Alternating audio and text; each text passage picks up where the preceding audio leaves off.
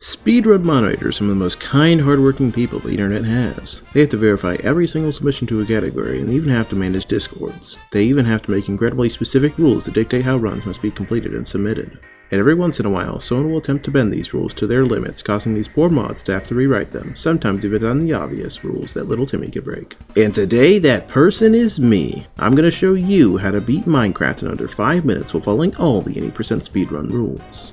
Disclaimer, I will not actually be submitting this run because I don't want to waste the moderator's time, nor do I want them to think there's a legitimate way to beat this game this fast. But I do heavily encourage you guys to submit a bunch of runs just like these until they finally add a rule saying you cannot modify any files in the /saves directory before, during, or after a run.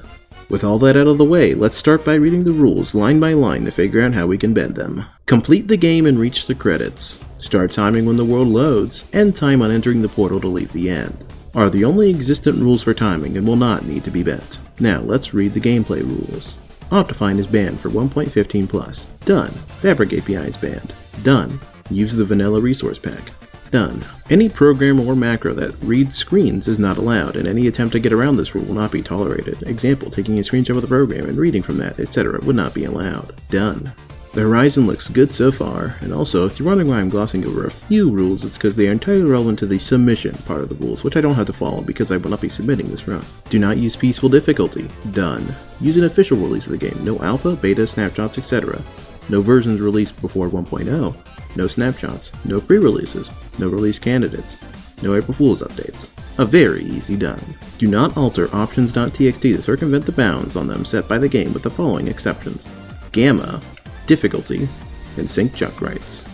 Done. I didn't even know that was a thing I should be considering. Use only one world. Done. If you open multiple instances of Minecraft, they must each be in unique directories so they cannot influence each other in any way. Each instance must be shown in recording. If official submitted video does not have each instance being shown, a separate video must be submitted showing each instance. Playing the game in any other instance invalidates the current run. Done. No need to worry, we will be remaining in one instance of Minecraft. Do not use console commands. This rule did initially concern me, but trust me, this is a super easy, didn't break a sweat, done. You may remap keys using external programs, but each game input may only have one key, and each key may cause only one game input. F3 shortcuts such as F3, C, and Shift F3, etc. cannot be bound to a single button. Inputs must also be buttons. No scrolling the scroll wheel or similar. Rebinding the attack, destroy, or use item/place block to a keyboard button in order to abuse as an auto-clicker is not allowed. No hotkeys will be abused during this run. Done. Any reset macros must be triggered manually. They cannot look at the game files or screen read in order to determine whether to reset. No robots involved here. Done. You may notice that I skipped two other rules that would actually bring skepticism as to how I complete the game. I did this intentionally to make you think I was altering the rulebook and keep you to this point of the video. The rules that I'm saving are actually going to be ones I use to beat the game in the most legitimate fashion. The rules read as follows. World generation settings must be default. No cheats, no bonus chests, world type default, only the default data pack, and only the default game rules. Done. Turns out all that is required is that the world be generated with these settings. There is no rule saying they cannot be altered during a run, so we will be bending this rule. Runs must be done in survival or hardcore worlds.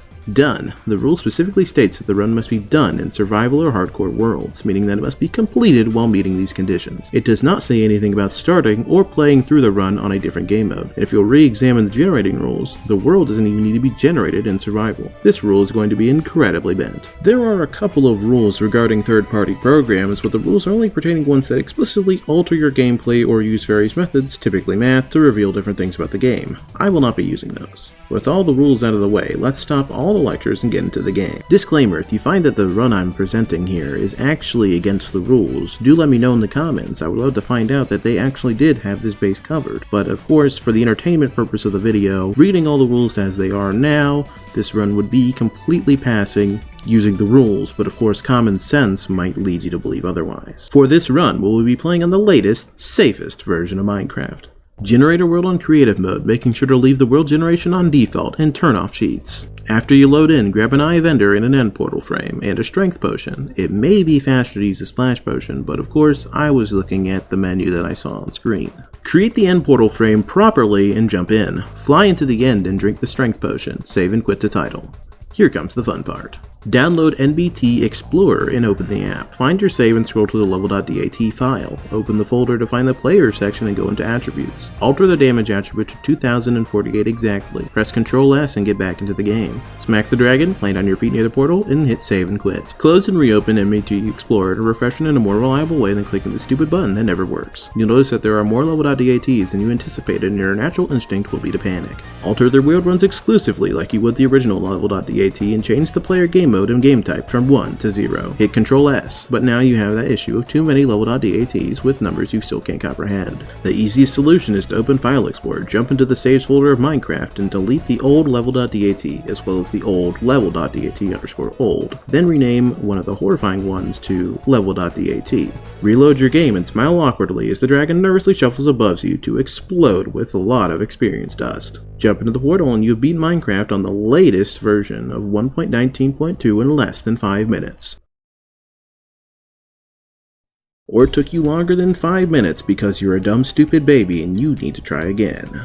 Again, remember this video isn't meant to be a genuine attempt at the world record, and it's just a fun little jab at the lack of obvious rules being in the requirements for speedruns. Please submit runs like this until they change the rules. I, for one, would love to know I left my mark on the speedrunning of one of the best games ever. If you're wondering where you can find more content like this, you might not ever see it again on this channel, but you should subscribe anyway to stay in the loop. Also, please leave a like on the video if you found it entertaining. If you got another speedrun of blatantly missing rules that you want me to break, DM me on Discord at suppressed #2193. With all the fun YouTube stuff done, enjoy my attempt at closing a video when I very clearly have an outro.